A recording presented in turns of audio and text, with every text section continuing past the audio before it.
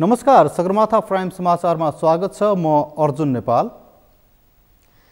नमस्कार, म ज्योति पौडेल। समाचारको सुरुमा प्रमुख समाचार। पुष्पकमल दाहाल नेतृत्वको सरकार गठन भएको 100 दिन पुग्दै 2 पटक विश्वासको मत र 7 पटक मन्त्री परिषद विस्तारमै 100 दिनको समय सकियो। 10तिर फर्केको सत्तारूढ गठबन्धनबाट देश बन्नै नसक्ने एमाले अध्यक्ष ओलीको दाबी, अब गठजोडको पक्षमा नलाग्ने भनाए। मिटर ब्याज पीडितहरूसँग सरकारले गरेको सहमति कार्यान्वयन हुने गृहमन्त्री नारायण काजी श्रेष्ठको भनाई। पीडितहरू पनि सहमति कार्यान्वयन हुनेमा विश्वस्त। राजनीतिक अस्थिरता अन्त्य नगरी दिगो विकास नहुने एमाले महासचिव पोखरेलको टिप्पणी। एमाले मात्रै राष्ट्रिय आकांक्षा पूरा गर्न सक्ने जिकिर।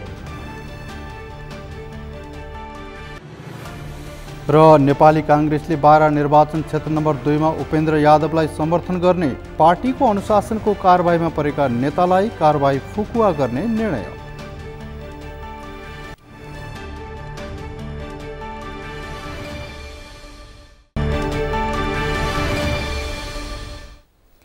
सगरमाथा प्राइम समाचार अब विस्तारमा।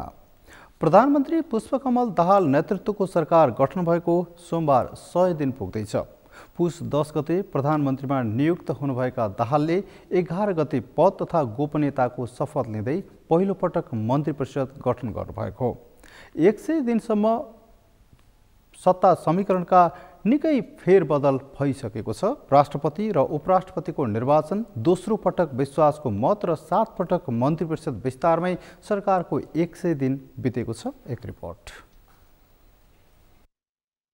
सत्ता समीकरणमा फेरबदल, राष्ट्रपति र उपराष्ट्रपतिको निर्वाचन, दोस्रो पटक विश्वासको मत र 7 पटक मन्त्री परिषद विस्तारमै सरकारको 100 दिन बितेको छ। प्रधानमन्त्री पुष्पकमल दाहाल कार्यक्रमको उद्घाटन र देश बनाउने प्रतिबद्धता र आश्वासन बाँड्नमै व्यस्त रहे। तर सरकारका मन्त्री 100 दिनमा कानुन निर्माण र सेवा प्रवाहको क्षेत्रमा महत्त्वपूर्ण उपलब्धि हासिल गरेको दाबी गर्छन्। मूलतः एउटा कानुन निर्माणको क्षेत्रमा, सेवा प्रवाहको क्षेत्रमा सरकारले महत्त्वपूर्ण उपलब्धि हासिल गरेको छ। 100 दिनको अवधिमा सेवा प्रवाहको क्षेत्रमा हेर्दाखेरिमा भिडभाड हुने ठाउँहरू जुन खालका थिए, ती ठाउँहरूमा चाहिँ सरकारले जुन क्यू सिस्टम हटाउने भनेको थियो, त्यो क्यू सिस्टमलाई धेरै व्यवस्थित हुँदै गएको छ र यो छोटो समयमा त्यो व्यवस्थित पूर्ण रूपमा व्यवस्थित भएर जानेछ भन्ने नै देखिन्छ। पछिल्लो पटक सरकारमा सहभागी भएको नेकपा एकीकृत समाजवादीका अध्यक्ष माधव कुमार नेपालले सरकारले 100 दिन बिताएको कुरालाई अनौठो मान्नु जरुरी नभएको टिप्पणी गर्छन्। पछिल्लो समय प्रधानमन्त्रीले सरकार पुनर्गठन गरेसँगै बल्ल सरकारले गति लिने अवस्था बनेको उनको भनाइ छ। त्यो अवस्थाभित्र 100 दिन बित्ने कुरालाई कुनै अनौठो मान्नु जरुरी छैन। तर अब एकचोटि यो सरकार गठन गर्ने कुरा, पुनर्गठन गर्ने काम भइसकेपछि अब यसले गति लिने अवस्था छ र अनुभव पनि प्राप्त गर्नुभएका व्यक्ति हुनुहुन्छ प्रधानमन्त्री र मुलुक चलाउने अनुभव प्राप्त गरेका पार्टीहरू पनि यसमा सहभागी छन्। त्यसमा सबैको सहयोगमा यो सरकार अगाडि बढ्छ।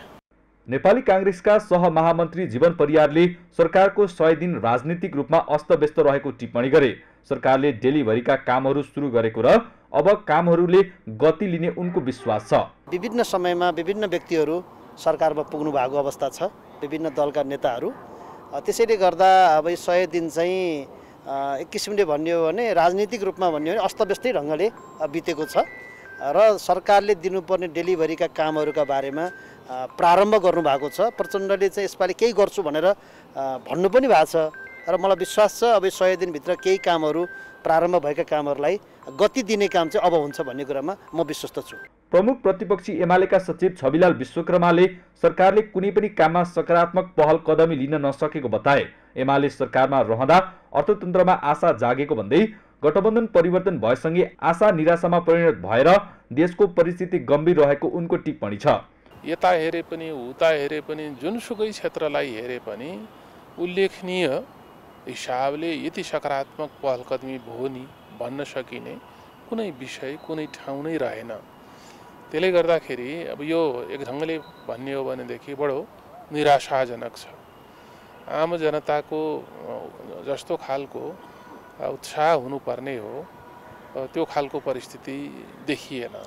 त्यस्तै नेकपा माओवादी केन्द्रका उपमहासचिव जनार्दन शर्माले 100 दिनमा सरकारले धेरै राम्रा निर्णय गरेको दाबी गरे। निर्णयहरू कार्यान्वयन हुनुपर्नेमा उनको जोड छ। जनतालाई आश्वस्त बनाउनुपर्छ, पहिलो कुरा यही हो। अब सरकारले अब धेरै राम्रा निर्णयहरू गरेको छ, ती निर्णयहरू मात्रैले हुँदैन, कार्यान्वयन गर्नुपर्छ। अब सरकार भर्खरै 100 दिन भए पनि फेरि 2 दिन भएको छ। त्यसकारणले अब कानेरको समय गन्ने भन्ने समस्या छ। औपचारिकता 100 दिन भयो, फेरि पनि त्यसले पूर्णता पाउने एउटा प्रक्रियामा थोरै दिन मात्रै भएको हुनाले हिजो सरकारले गरेका 100 दिनको बिचमा गरेका निर्णयहरू छन्, ती निर्णयहरूलाई कार्यान्वयनमा ल्याउनुपर्छ। त्यस्तै जनता समाजवादी पार्टी नेपालका नेता राजकिशोर यादवले सरकारले 100 दिनमा ठोस काम नगरेर गठबन्धन निर्माणमा मात्रै केन्द्रित भएको प्रतिक्रिया दिए। विगतमा अरू घटकहरू मिलेर बनेको सरकार थियो भने अहिले नेकपा एमाले बाहिर भएको छ र नेपाली कांग्रेस चाहिँ भित्रिएको छ। एउटा विषय त यो आफैमा बरु अचम लाग्दो हैन, अनौठो विषय हो। अर्को कुरा, सरकारले यो बीचमा कुनै ठोस काम भन्दा पनि गठबन्धन निर्माण गर्नमा बढी केन्द्रित भए। त्यसैले अहिले नै अब यो सरकारलाई ठ्याक्कै तपाईको यो काम गर्यो यो आधारमा धारणा निर्माण गर्न त अलिक कठिन हुन्छ। सत्ता समीकरणमा फेरबदल, राष्ट्रपति र उपराष्ट्रपतिको निर्वाचन, दोस्रो पटक विश्वासको मत र 7 पटक मन्त्री परिषद विस्तारमै सरकारको 100 दिन आम नागरिकको अपेक्षामा निराशाजनक नै रहेको छ। नेकपा एमालेका अध्यक्ष केपी शर्मा ओलीले एमाले विरोधी हुँ भन्नेहरू वर्तमान सरकारमा मन्त्री भएको टिप्पणी गर्नुभएको छ। अध्यक्ष ओलीले एमालेको पक्षमा छैनौं भन्नेहरूलाई प्रधानमन्त्री पुष्पकमल दाहालले मन्त्री बनाएको टिप्पणी गर्नुभएको हो। उहाँले सत्तारूढ दलहरू 10 दिशातर्फ फर्केकाले उनीहरूबाट देश बन्नै नसक्ने दावी गर्नुभयो। आज काठमाडौँमा आयोजित पार्टी निकट लोकतान्त्रिक आदिवासी जनजाति महासङ्घको राष्ट्रिय महाधिवेशनको उद्घाटन गर्दै अध्यक्ष ओलीले देश बनाउनका लागि एउटा नीति, एउटा विचार, एउटा सङ्गठनले नेतृत्व गर्नुपर्ने तर्क गर्नुभयो। उहाँले एमालेले देशलाई बनाउनका लागि राष्ट्रिय शक्ति निर्माणको अभियानलाई अघि बढाएको दावी गर्नुभयो।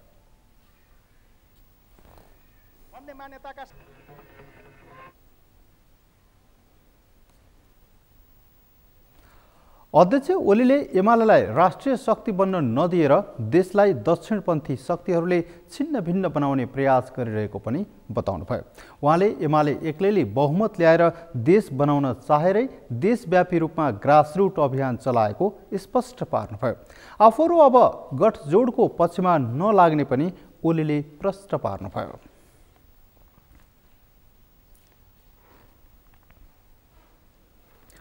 उप प्रधानमन्त्री तथा गृहमन्त्री नारायण काजी श्रेष्ठले मिटर ब्याज पीडितहरूसँग सरकारले गरेको सहमति कार्यान्वयन हुने बताउनु भएको छ। आइतबार स्वास्थ्य परीक्षणपछि आफ्नो आफ्नो घर फर्किन लागेका मिटर ब्याज पीडितहरूलाई भेट्न पुग्नुभएका गृहमन्त्री श्रेष्ठले सरकारले गरेको सम्झौता कार्यान्वयन हुने बताउनु भएको हो। सञ्चारकर्मीहरूसँग संक्षिप्त कुराकानी गर्दै उहाँले पीडितहरू सरकारसँग गरेकै सम्झौता कार्यान्वयन हुनेमा विश्वस्त भएर फर्किन लागेको पनि बताउनुभयो।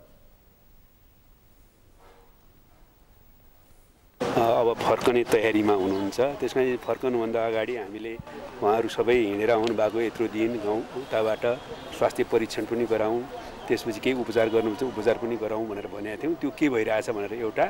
दोस्रो कुरो उहाँहरू जाने स्थितिमा हामीलाई अझै पनि केही छ कि भन्नुपर्ने भनेर हाम्रो आन्दोलनकारी सङ्घर्षका साथीहरूसँग कुराकानी गर्ने कुरा हो र हामीलाई एक प्रकारले भन्यो भने अब बिदाई तपाईँहरू टुक्क भएर जानुहोस् भन्न आएको होइन। उहाँहरू अब हामी जाने क्रममा छौँ, हामी विश्वस्त भएर जाँदैछौँ, हामी सम्भवतः आज बेलुका नै जान्छौँ होला भन्ने कुरा, धेरै चाहिँ आज बेलुका जान्छ होला भन्नुभएको छ। सहमति कार्यान्वयन हुन्छ, उहाँहरू ढुक्क हुनुहुन्छ।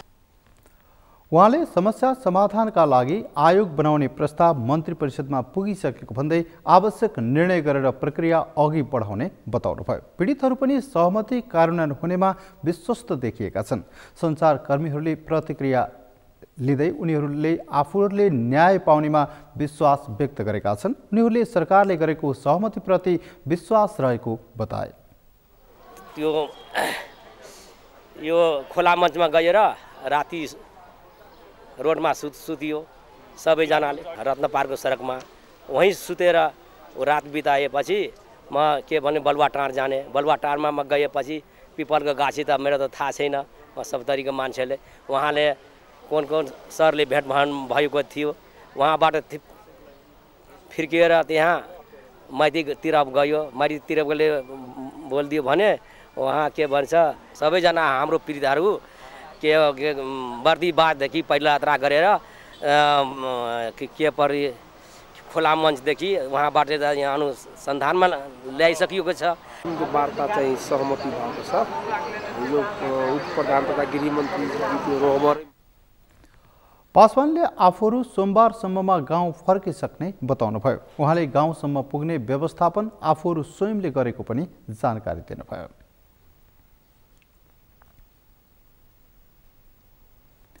नेकपा एमालेका महासचिव शङ्कर पोखरेलले राजनीतिक अस्थिरतालाई अन्त्य नगरी दिगो विकासको आधारशिला तयार गर्न नसकिने बताउनु भएको छ। आज लोकतान्त्रिक आदिवासी जनजाति महासङ्घको राष्ट्रिय महाधिवेशनलाई सम्बोधन गर्दै महासचिव पोखरेलले यस्तो बताउनु भएको हो। उहाँले मुलुकमा राजनीतिक अस्थिरता अन्त्य गर्न एमालेलाई बलियो राष्ट्रिय शक्ति बनाउनु पर्ने उल्लेख गर्नुभयो। एमाले बलियो राष्ट्रिय शक्तिका रूपमा स्थापित नभइकन देश निर्माणको राष्ट्रिय आकांक्षा पूरा हुन नसक्ने महासचिव पोखरेलको दाबी छ।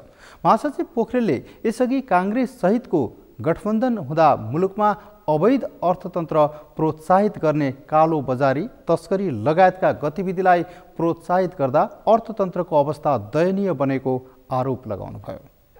दलाल नोकरशाहहरूलाई प्रोत्साहित गर्ने क्रियाकलापका कारणले गर्दाखेरि नेपालमा एक प्रकारले भन्नुहुन्छ भने राष्ट्र बैंकले जारी गरेका नोटहरू अचानक बजारबाट हराउन पुगे। न बैंकमा नेपाली रुपियाँ पाउँछ, न बजारमा नेपाली रुपियाँ पाउँछ। एक प्रकारले भन्नुहुन्छ भने मुलुकमा मौद्रिक तरलताको सङ्कट असाधारण रूपमा बढाउने खालको कामको नेतृत्व कसले गर्यो त भन्दाखेरि कांग्रेस र माओवादीको नेतृत्वको सरकारले गर्यो भन्ने कुरा प्रमाणित भइसकेका छ। त्यस अर्थमा यो राष्ट्रमा आएका सङ्कटहरूलाई समाधान गर्ने सामर्थ्य कसैसँग छ भने त्यो नेकपा एमाले पार्टीसँग मात्रै छ भन्ने कुराको सच्चाइलाई हामीले आम जनताका बीचमा लिएर जानु जरुरी छ भन्ने कुरा म तपाईहरुका बीचमा राख्न चाहन्छु। हो, स्वाभाविक रूपमा हामीले यो मुलुकमा महासचिव पोखरेलले मुलुकलाई राजनीतिक स्थायित्व दिन नसक्दा देश बन्न नसकेको बताउनुभयो। प्रतिनिधि सभातर्फ रिक्त रहेका 3वटा निर्वाचन क्षेत्रमा आगामी वैशाख 10 गते उपनिर्वाचन हुँदैछ। आगामी 3 सातापछि तनहुँ 1, चितवन 2 र बारा 2 मा उपनिर्वाचन हुन लागेको हो। हेभीवेट र चर्चित उम्मेद्वारहरूले उम्मेदवारी दिँदा निर्वाचन निकै रोचक हुने देखिएको छ। उपनिर्वाचन हुने 3वटा निर्वाचन क्षेत्रमा कुन दलको अवस्था कस्तो छ त? अमृत ढकालको रिपोर्ट। प्रतिनिधि सभातर्फ रिक्त रहेका 3वटा निर्वाचन क्षेत्रमा आगामी वैशाख 10 गते उपनिर्वाचन हुँदैछ। 3 सातापछि हुने उपनिर्वाचनमा चर्चित र हेभीवेट नेताहरू बीच हुने प्रतिस्पर्धाले 3वटै क्षेत्र रोचक बन्दै गएका छन्। 3वटै निर्वाचन क्षेत्रमा बढ्दै गएको चुनावी सरगर्मी सबैको चासोको विषय बनेको छ। नागरिकता प्रकरणपछि सांसद पद गुमाएका राष्ट्रिय स्वतन्त्र पार्टीका सभापति रवि लामिछाने पुनः नेपाली नागरिकता प्राप्त गरेसँगै चितवन क्षेत्र नम्बर 2 मा हुने उपनिर्वाचनमा आफै उम्मेद्वार बन्ने भएका छन्। गत मङ्सिरमा 49,300 मत सहित विजयी भएका लामिछाने यसपालि अघिल्लो निर्वाचनमा भन्दा ठूलो मतान्तर सहित विजयी हुने दाबी गरेका छन्। लामिछाने आफू मात्रै होइन 3वटै क्षेत्रमा हुने उपनिर्वाचन स्वतन्त्र पार्टीले जित्ने दाबी गरेका छन्। मङ्सिरको चुनावमा गठबन्धनका साझा उम्मेद्वार कांग्रेसका उमेश श्रेष्ठले 14,988 मत प्राप्त गर्दा एमालेका कृष्ण भक्त पोखरेलले 14,652 मत प्राप्त गरेका थिए। यसपालि चितवन 2 मा सत्ता गठबन्धनबाट कांग्रेसका पूर्व जिल्ला सभापति जित नारायण श्रेष्ठ उम्मेद्वार बन्दैछन् भने एमालेबाट पनि स्थानीय रामप्रसाद न्यौपाने उम्मेद्वार बन्दैछन्। बारा क्षेत्र नम्बर 2 मा जसपा अध्यक्ष उपेन्द्र यादव, जनमत पार्टीबाट शिवचन्द्र प्रसाद कुशवाहा र राष्ट्रिय स्वतन्त्र पार्टीका तर्फबाट पूर्व डीआईजी रमेश खरेलबीच त्रिपक्षीय चुनावी प्रतिस्पर्धा हुने देखिएको छ। गएको निर्वाचनमा एमाले जसपाको गठबन्धनबाट जसपाको उम्मेद्वार रामसाय प्रसाद यादवले 13,822 मत प्राप्त गरी विजयी हुँदा तत्कालीन सत्ता गठबन्धनका माओवादी केन्द्रका शिवचन्द्रले 13,468 मत प्राप्त गरेका थिए। तर अहिले सत्ता गठबन्धनको समर्थनमा चुनाव जित्ने रणनीति बनाएका जसपा अध्यक्ष उपेन्द्र यादवलाई रोक्न जनमत पार्टीले माओवादी केन्द्रका कुशवाहालाई पार्टी प्रवेश गराएर उम्मेद्वार बनाएको छ भने स्वतन्त्र पार्टीले चर्चित अनुहार पूर्व डीआईजी रमेश खरेललाई अघि सारेको छ। नेपाली काङ्ग्रेसका वरिष्ठ नेता रामचन्द्र पौडेल राष्ट्रपतिमा निर्वाचित भएसँगै रिक्त भएको तनहुँ क्षेत्र नम्बर 1 मा पनि बलिया र चर्चित अनुहार बीचको प्रतिस्पर्धाले चुनाव रोचक हुने देखिएको छ। तनहुँ 1 मा सत्ता गठबन्धनले काङ्ग्रेसका गोविन्द भट्टराईलाई साझा उम्मेद्वारका रूपमा अघि सारेको छ। काङ्ग्रेस परित्याग गर्दै राष्ट्रिय स्वतन्त्र पार्टीबाट उम्मेदवारी दिएका अर्थविद स्वर्णिम वाग्ले र एमालेका तर्फबाट उम्मेदवारी दिने पूर्व एआइजी सर्वेन्द्र खनाल बीचको प्रतिस्पर्धा पनि हेर्न लायक हुनेछ। आगामी उपनिर्वाचनबाट काङ्ग्रेस स्वतन्त्र पार्टी र जसपालाई गत निर्वाचनमा जितेका एक सिट जोगाउनु पर्ने चुनौती छ। राष्ट्रिय स्वतन्त्र पार्टीका सभापति रवि लामिछानेलाई लोकप्रिय मत जोगाउनु पर्ने चुनौती छ। यस्तै गएको निर्वाचनमा एमालेले 3 मध्ये कुनै पनि निर्वाचन क्षेत्रमा निर्वाचन नजितेको भए पनि यसपालि जित्ने रणनीति बनाएको छ। सबैले आफ्नै पार्टीका उम्मेदवारले जित्ने दाबी गरे पनि पछिल्लो समय राजनीतिक दलप्रति जनताको बढ्दै गएको वितृष्णा, मतदाताले पुरानो दलको विकल्पमा नयाँ र वैकल्पिक अनुहारलाई रोज्ने प्रवृत्ति बढ्दै जाँदा मतदाताले हालेको मतगणना नगर्दासम्म कसले जित्छ यसै भन्न सक्ने अवस्था छैन। यद्यपि बलिया र चर्चित अनुहार बीच हुने भिडन्तले भन्ने उपनिर्वाचन रोचक पक्कै हुनेछ। सगरमाथा टेलिभिजनका लागि क्यामेरामा गौरव खड्काका साथमा अमृत रकाल, काठमाडौँ। नेपाली कांग्रेसले 12 निर्वाचन क्षेत्र नम्बर 2 मा गठबन्धनका साझा उम्मेदवारको रूपमा जनता समाजवादी पार्टी नेपालका अध्यक्ष उपेन्द्र यादवलाई समर्थन गर्ने निर्णय गरेको छ। आइतबार पार्टी केन्द्रीय कार्यालय छानेपामा बसेको केन्द्रीय कार्य सम्पादन समितिको बैठकले यस्तो निर्णय गरेको हो। बैठकपछि पार्टीको निर्णय सुनाउँदै पार्टीका सहमहामन्त्री बद्रीप्रसाद पाण्डेले 12 निर्वाचन क्षेत्र नम्बर 2 को उपनिर्वाचनमा सत्ता गठबन्धनको साझा उम्मेदवारका रूपमा जसपा अध्यक्ष यादवलाई समर्थन गर्ने निर्णय गरेको बताउनुभयो। उहाँले 2079 को निर्वाचनभन्दा पहिला पार्टीको अनुशासनको कारबाहीमा परेका उपनिर्वाचन हुने 3 क्षेत्रका नेताहरूलाई पुरानै क्रियाशील सदस्यताको निरन्तरता हुने गरी कारबाही फुकुवा गर्ने निर्णय भएको बताउनुभयो।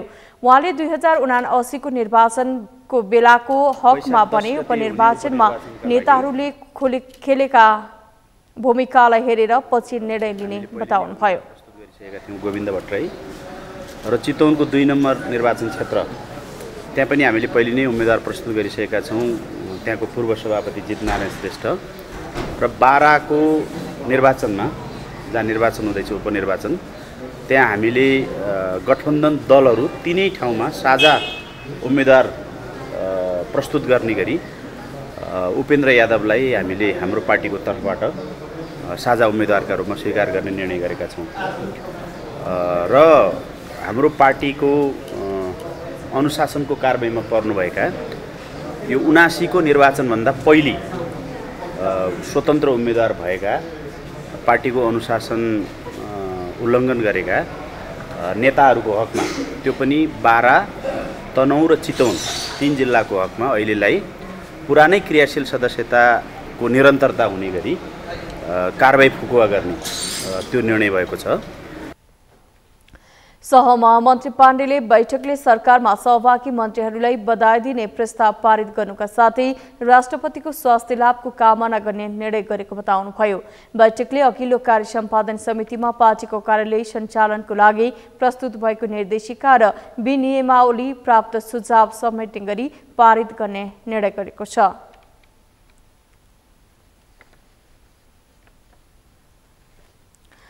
प्रतिनिधि सभाकी सांसद मञ्जु शर्मा अन्सारीले पद तथा गोपनीयताको शपथ ग्रहण गर्नुभएको छ। उहाँ जनता समाजवादी पार्टीका सांसद सहनाज रहमानको निधनपछि रिक्त रहेको समानुपातिकतर्फ प्रतिनिधि सभाकी सांसद हुनुभएको हो। आइतबार सिंहदरबार स्थित कानून समितिको हलमा प्रतिनिधि सभाका सभामुख देवराज घिमिरेले उहाँलाई पद तथा गोपनीयताको शपथ ग्रहण गराउनु भएको हो। मुलुक र जनताप्रति पूर्ण वफादार रही सत्यनिष्ठापूर्वक प्रतिज्ञा गर्दछु कि ईश्वरको नाममा शपथ लिन्छु कि नेपालको सार्वभौमिक सत्ता र राजकीय सत्ता नेपाली जनतामा रहेको शपथ ग्रहण समारोहमा उपसभामुख इन्दिरा राणा, नेकपा एमालेका प्रमुख सचेतक पदम गिरी, नेकपा माओवादी केन्द्र प्रमुख सचेतक हितराज पाण्डे, संघीय संसद सचिवालयका महासचिव डाक्टर भरतराज गौतम सहितको उपस्थिति रहेको थियो।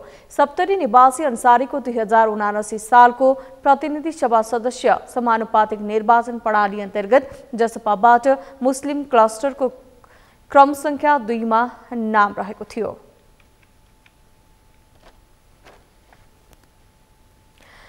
नेपाली कांग्रेसका सांसद प्रदीप पौडेलले मुलुकको हवाई क्षेत्रमा देखिएका समस्या तत्काल समाधान गर्न सरकारसँग माग गर्नु भएको छ। आइतबार प्रतिनिधि सभा बैठकमा बोल्दै उहाँले मुलुकको हवाई क्षेत्रमा पछिल्ला दिनहरूमा गम्भीर समस्याहरू देखा परेको उल्लेख गर्दै त्यसको दिगो समाधान खोज्न सरकारसँग माग गर्नु भएको हो। कुनै जहाजको पाङ्ग्रा खुस्किने, टायर भाडामा लिनुपर्ने, उडान नियमित नभएर यात्रुहरू अलपत्र बन्ने स्थिति पछिल्लो समय देखा परेको उल्लेख गर्दै सांसद पौडेलले सो समस्यालाई गम्भीरपूर्वक लिन पनि सरकारलाई सचेत गराउनुभयो। उहाँले व्यवस्थापकीय पक्षमा चुक्दा नेपालको हवाई क्षेत्रमा बढी दुर्घटना हुने गरेको उल्लेख गर्दै त्यसलाई किन गम्भीरतापूर्वक नलिएको भनी सरकारलाई प्रश्न समेत गर्नुभयो। उहाँले हवाई सुरक्षाको विषयलाई हरेक मुलुकले उच्च प्राथमिकतामा राख्ने गरे पनि नेपाल सरकार र सम्बन्धित निकाय त्यस मामिलामा बेखबर जस्तै बन्नु दुःखद रहेको पनि बताउनुभयो। उडान नियमित नभएर यात्रुहरू अलपत्र पर्ने स्थिति बनेको छ। हिजो मात्रै नेपाल वायु सेवा निगमको विमान दुबईबाट काठमाडौँ उड्दै लाग्दा को पाइलटलाई पखाला चलेपछि 543 यात्रु अलपत्र परे। पछिल्ला रिपोर्टले प्रश्न भन्छन् नेपालमा हवाई दुर्घटनाका पछाडि इन्जिनले काम नगरेको जस्ता यान्त्रिक कारणभन्दा व्यवस्थापकीय पक्षमा चुक्दा बढी दुर्घटनाहरू हुन्छन्। तर सम्बन्धित निकायको नेतृत्व यस विषयमा बेखबर जस्तै छ। सभामुख महोदय, हवाई सुरक्षाको विषयलाई प्रत्येक मुलुकले उच्च प्राथमिकतामा राखेका छन्, तर हाम्रोमा यस विषयलाई किन गम्भीरतापूर्वक लिइँदैन? यसै त नेपालको हवाई क्षेत्र गम्भीर सुरक्षा चासोको सूचीबाट हटेको छैन। त्यसमाथि यति धेरै लापरवाही गर्दा भएको गरिमा पनि गुम्न पुग्छ। त्यसैले यस सम्मानित सांसद पौडेलले सरकारले मुलुकको हवाई क्षेत्रको गरिमा थप गुम्न नदिने गरी उचित व्यवस्थापन गर्न पनि सरकारको ध्यान आकर्षण गराउनुभयो।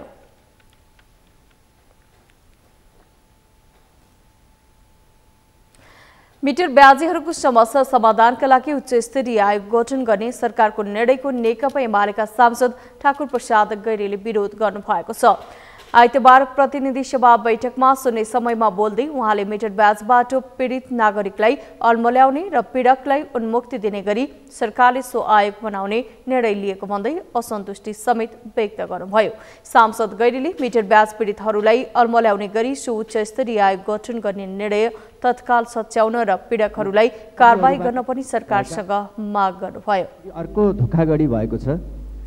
एउटा आयोगको प्रतिवेदन थन्काएर फेरि अर्को आयोग गठन गरेर यो विषयलाई लम्ब्याउने, अल्मल्याउने र पीडकहरूलाई उन्मुक्ति दिनेतर्फ जुन काम भएको छ यो करेक्सन हुनुपर्छ र तत्काल पीडकहरूले कारबाही पाउनुपर्छ भन्ने कुरालाई म सभामुख मार्फत सरकारको ध्यान आकर्षण गर्न चाहन्छु।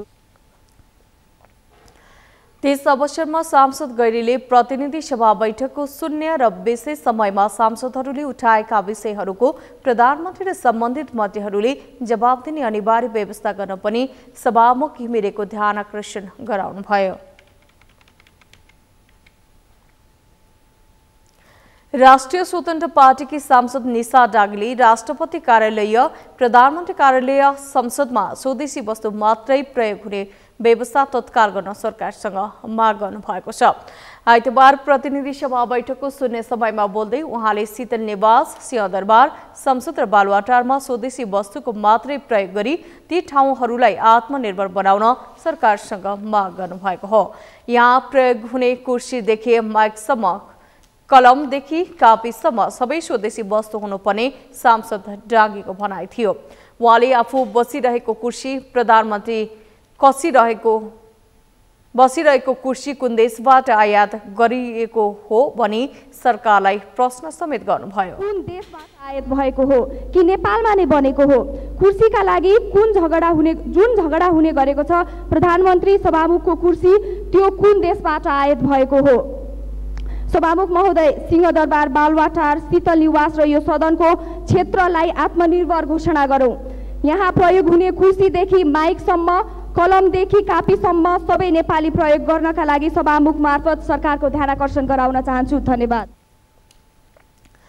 सांसद डागीले आन्तरिक उत्पादन बढाउनका लागि छलफल चलाउन पनि सरकारलाई सचेत गराउनु भयो।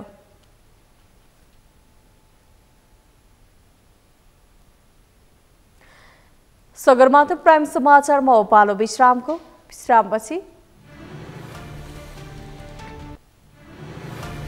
सामाजिक सञ्जालको अत्याधिक प्रयोगका कारण बालबालिकामा मनोसामाजिक समस्या बढ्दै, विद्यालय स्तरबाटै मनोसामाजिक परामर्श सेवा दिनुपर्ने विज्ञको भनाइ। दक्षिण तथा मध्यपश्चिमी अमेरिकामा आएको शक्तिशाली आँधीबाट कम्तीमा 21 जनाको मृत्यु, 6 लाख मानिस विद्युतविहीन।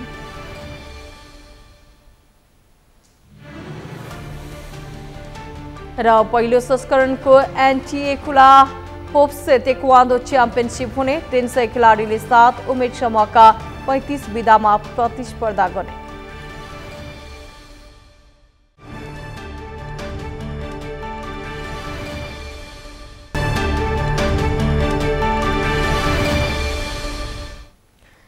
विश्रामपछि प्राइम समाचारमा स्वागत छ। अब बाँकी समाचार।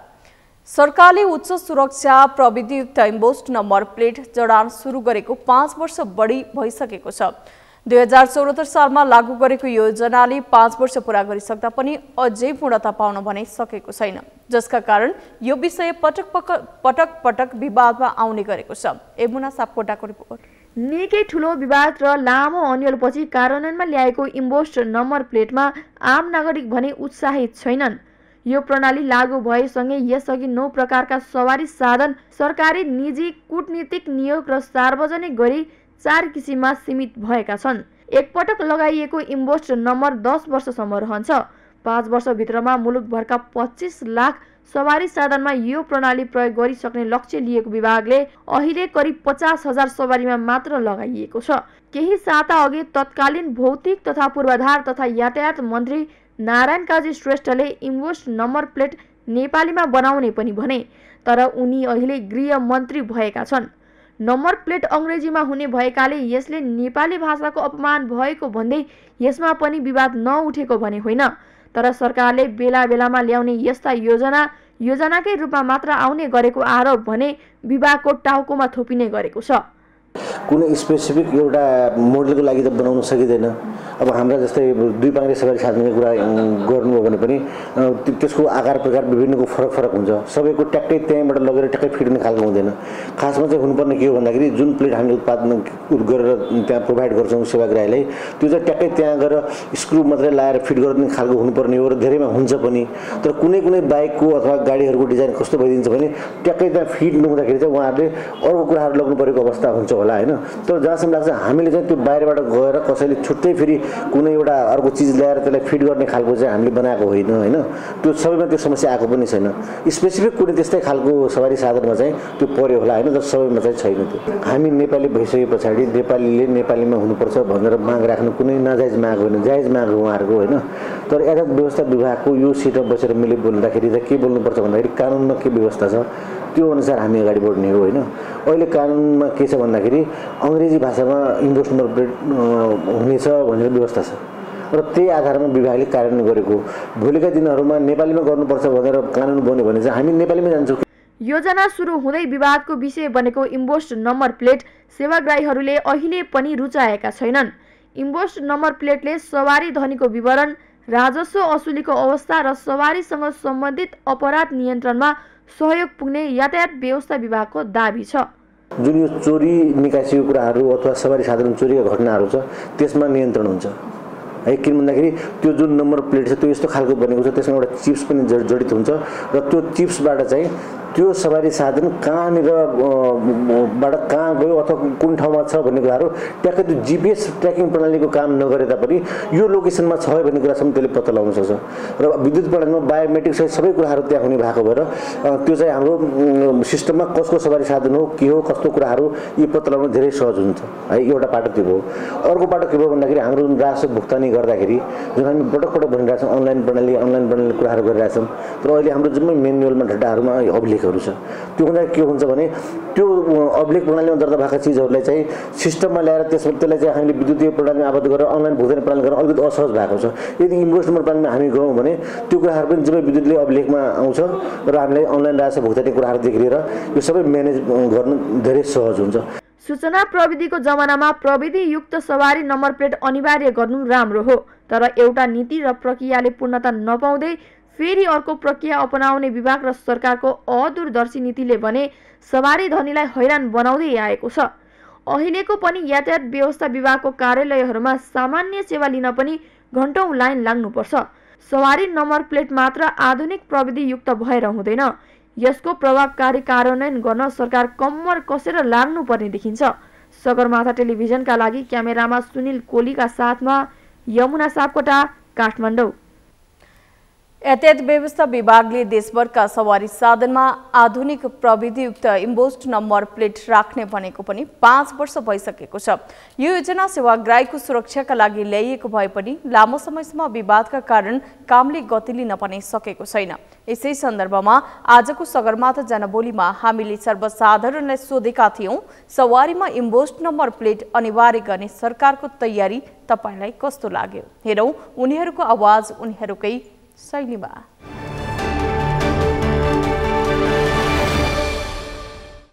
देवनागरी लिपिमा नलेखेसम्म चाहिँ लाउनुभन्दा नलाउनु राम्रो देखिन्छ, किनभने नेपाली पहिचानै हरायो क्या त्यहाँनिर। त्यो कुरालाई चाहिँ गरेपछि मात्रै अनिवार्य गराउनु राम्रो हुन्छ। एकदमै मलाई एकदम राम्रो लाग्छ। सरकारको नियम पालन गर्नुपर्छ।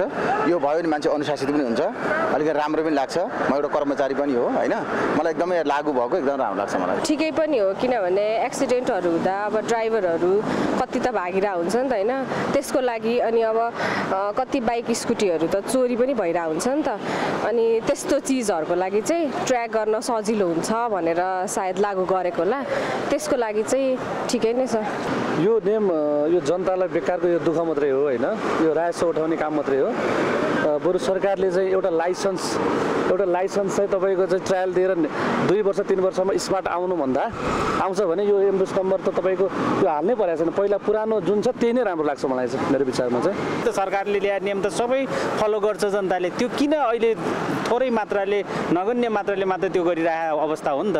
त्यसले गर्दा के बुझिन्छ भने यो जनताको फाइदाको लागि छैन, यो सरकारको कर उठाउने या बिचौलियाको फाइदाको लागि होला। मलाई लाग्छ यो यसरी शास्ति दिनु हुँदैन, यो राम्रो होइन जस्तो लाग्छ। यदि यो हो भने पनि यदि जनतासँग चाहिँ सहकार्य गरेर ती गाडीवाला यातायात समितिवाला कहाँ हो तिनीहरूसँग केही सल्लाह नगरी एकाएक चाहिँ ल्याउनु हुँदैन भन्ने मलाई लाग्छ।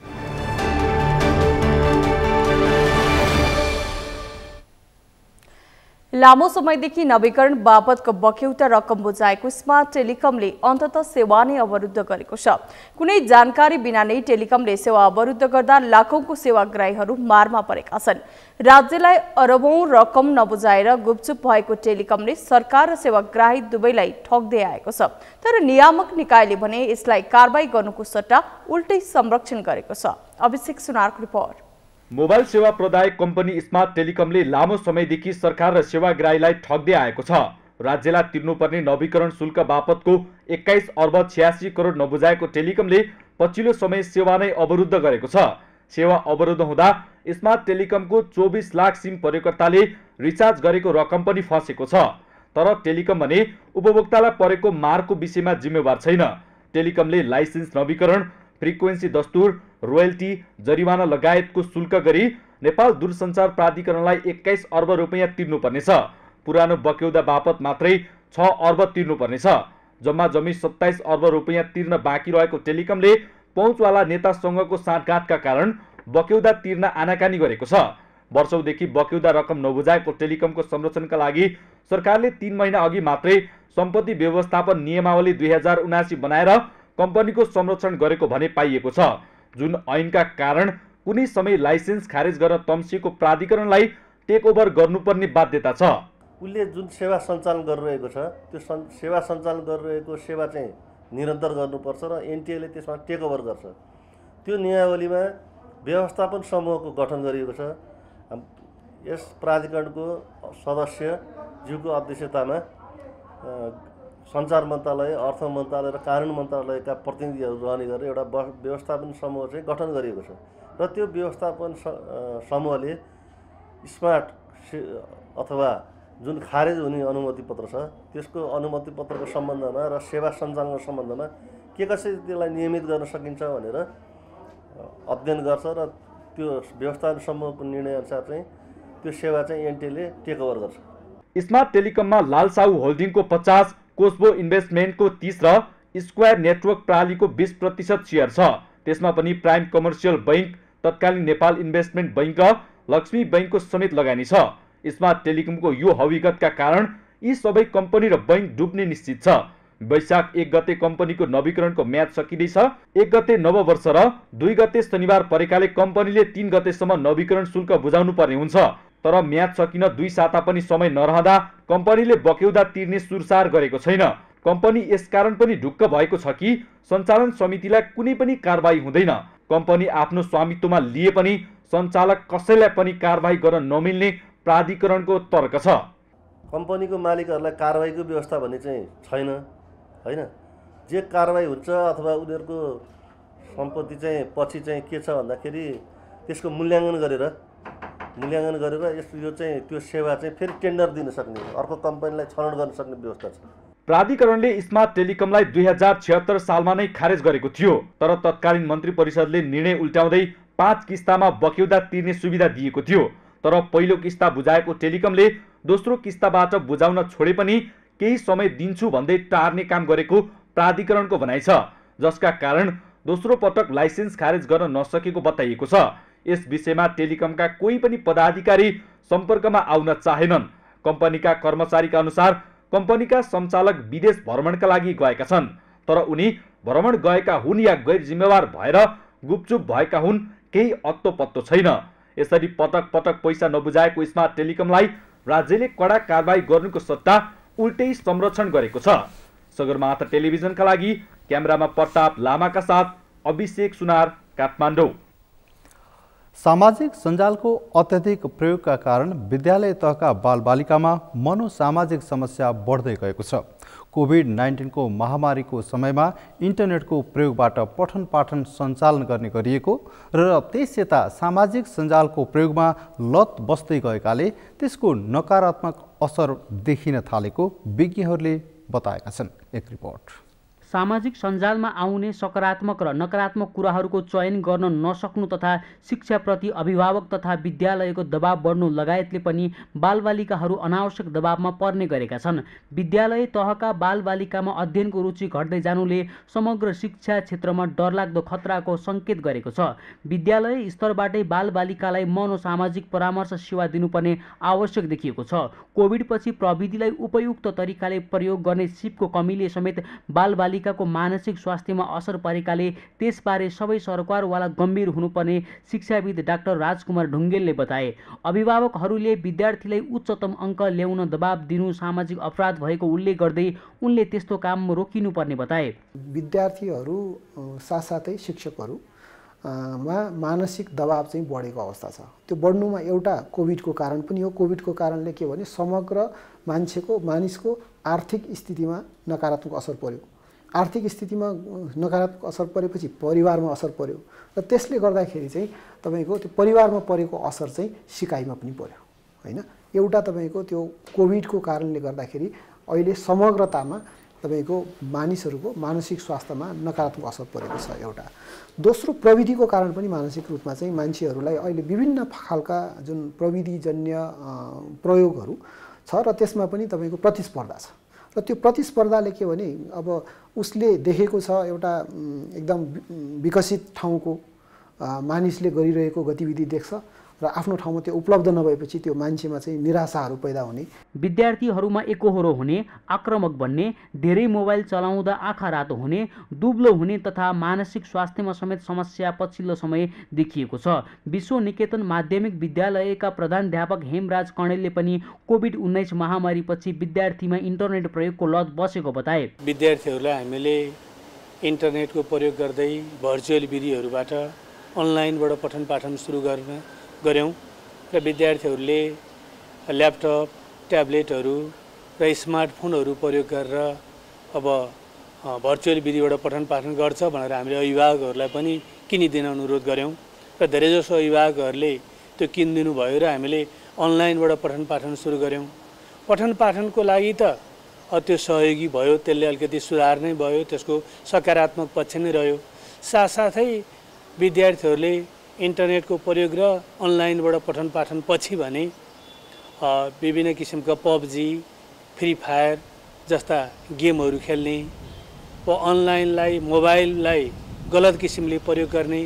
चिकित्सकहरूले पनि इन्टरनेट प्रयोगको कारण बालबालिकाहरूमा अनिन्द्राको समस्या डरलाग्दो रूपमा देखिएको बताएका छन्। मनोरोग विशेषज्ञ डाक्टर प्रदीप पाण्डेले सामाजिक सञ्जालमा हुने नकारात्मक कुराहरूको कारण बालबालिकाको रचनात्मक क्षमता घट्नुको साथै मनोसामाजिक समस्या देखा पर्न थालेको बताए। बच्चाहरू 7 वर्षदेखिको बच्चाहरू चाहिँ अब अहिले साइबर प्रब्लम लिएर आइरहनु भएको छ। 7 वर्ष 8 वर्षको बच्चाहरू मोबाइल चलाउने, मोबाइल पाएन भने आमाको टाउको फुटाएर आउने, पब्जी खेल्न पाएन भने झगडा गर्ने, स्कुल नजाने, अनि कति बच्चाहरू चाहिँ त्यो 24 घण्टा हिन्दी हेर्दा नेपाली इङ्ग्लिस भाषै सिक्दै बिर्सिएर पागल जस्तो भएर आइदिने, यस्ता यावत चिजहरू 11-12 वर्षका बच्चाहरूले सुसाइड गरेका, निद्रा नपरेका, टाउको दुख्यो भन्दै आउने भनेपछि आई थिङ्क एकदमै लार्जर स्केलमा हामीले डिस्कस गर्नुपर्ने तर डिस्कस नगरिएको विषयवस्तुमा यो पर्छ र हामीले डिस्कस गरे पनि नगरे पनि यो समस्याले चाहिँ हामी छोड्दैन। मनोरोगको समस्यालाई बेलैमा पहिचान गरी निदानको उपाय अपनाउनु पर्नेमा विज्ञले जोड दिएका छन्। अहिले बजारमा दैनिक उपभोग्य वस्तुको मूल्य 20% वृद्धि भएको छ। दैनिक उपभोग्य चिनी, दाल, चामल लगायतका खाद्यान्नमा मूल्य वृद्धि भएको हो। खाद्यान्नमा मात्रै होइन, फलफुल, हरियो तरकारीदेखि माछा मासुको भाउ समेत बढेको छ। यसरी अचाकले मूल्य वृद्धि हुँदा उपभोक्ताहरू प्रत्यक्ष मारमा परेका छन्। मेनुका लम्सालको रिपोर्ट। अहिले नेपाली बजारमा दैनिक उपभोग्य वस्तुको भाउ अकासिएको छ। केही समय अघि 1800 सम्म बजार मूल्य रहेको 20 किलोको एक बोरा जिरा मसिनो चामल अहिले 2000 बढी पुगेको छ। दुधको मूल्य पनि लगातार उकालो लागिरहेको छ। एक साता अघिसम्म 300 पर्ने आधा किलोको हर्लिक्स अहिले 450 सम्म पर्छ। दैनिक उपभोग्य वस्तुमा चिनी, दाल, चामल लगायतमा झन्डै 20% सम्म मूल्य वृद्धि भएको छ। खाद्यान्नमा मात्रै होइन, फलफुल, हरियो तरकारीदेखि माछा मासुको भाउ पनि छोइसक्नु छैन। बजारमा यसरी भएको मूल्य वृद्धिले आम सर्वसाधारण मारमा परेका छन्। डलरको भाउ बढ्नु, कच्चा पदार्थको अभाव, रसिया युक्रेन द्वन्द्वका कारण यसरी अस्वाभाविक मूल्य वृद्धि भएको व्यापारीहरू बताउँछन्। अब हाम्रो देशको आफ्नै उत्पादन चाहिँ पर्याप्त छैन, त्यसले गर्दाखेरि 80% जति चामलहरू चाहिँ अहिले चाहिँ भारतबाट आयात गर्छौँ हामीले।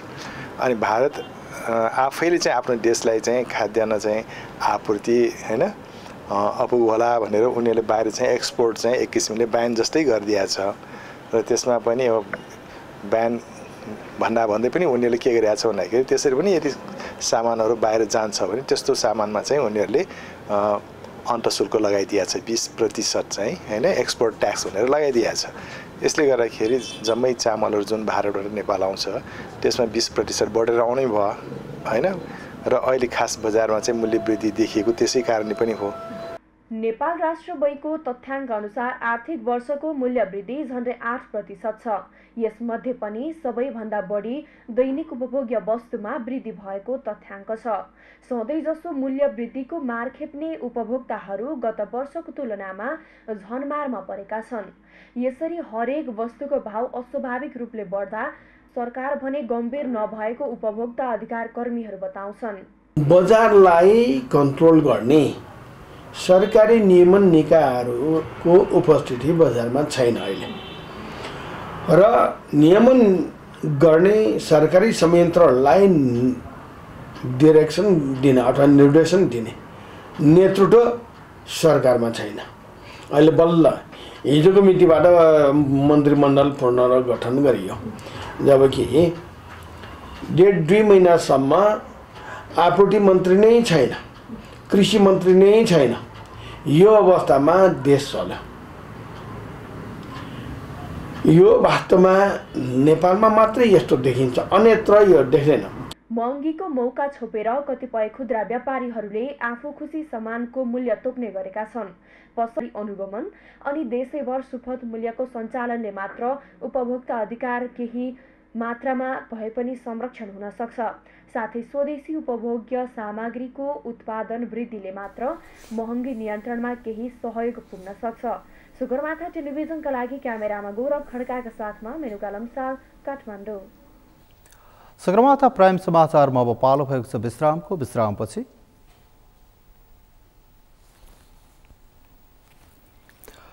दक्षिण तथा मध्यपश्चिमी अमेरिकामा गएको शक्तिशाली आँधीबाट कम्तीमा 21 जनाको मृत्यु, 6 लाख मानिस विद्युतविहीन।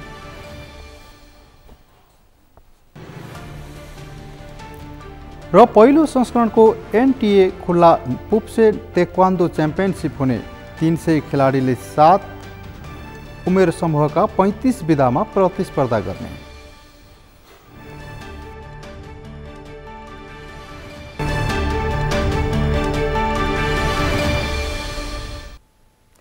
सगरमाथा प्राइम समाचारमा अब पालो खेल समाचारको।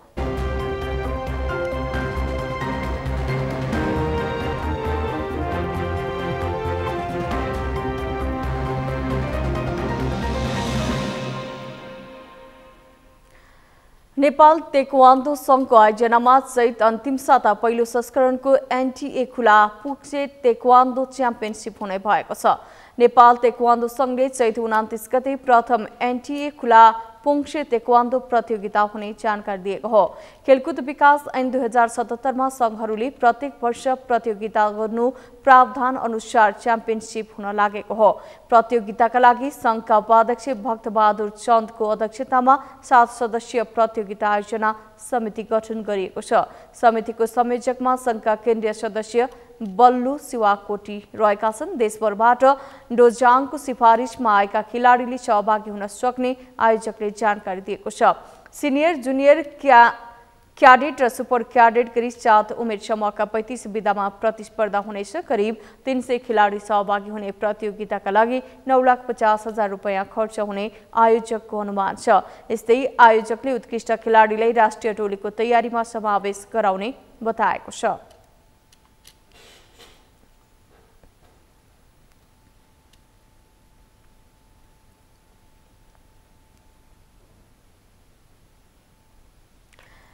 सगरमाथा प्राइम समाचारको अन्त्यमा मुख्य समाचार पुनः एकपटक। पुष्पकमल दाहाल नेतृत्वको सरकार गठन भएको 100 दिन पुग्दै 2 पटक विश्वासको मत र 7 पटक मन्त्री परिषद विस्तारमै 100 दिनको समय सकियो। 10 तिर फर्केको सत्तारूढ गठबन्धनबाट देश बन्नै नसक्ने एमाले अध्यक्ष ओलीको दाबी, अब गठजोडको पक्षमा नलाग्ने भनाई। मिटर ब्याज पीडितहरूसँग सरकारले गरेको सहमति कार्यान्वयन हुने गृहमन्त्री नारायण काजी श्रेष्ठको भनाई, पीडितहरू पनि सहमति कार्यान्वयन हुनेमा विश्वस्त। राजनीतिक अस्थिरता अन्त्य नगरी दिगो विकास नहुने एमाले महासचिव पोखरेलको टिप्पणी, एमाले मात्रै राष्ट्रिय आकांक्षा पूरा गर्न सक्ने जिकिर। र नेपाली कांग्रेसले 12 निर्वाचन क्षेत्र नम्बर 2 मा उपेन्द्र यादवलाई समर्थन गर्ने, पार्टीको अनुशासनको कारबाहीमा परेका नेतालाई कारबाही फुकुवा गर्ने निर्णय।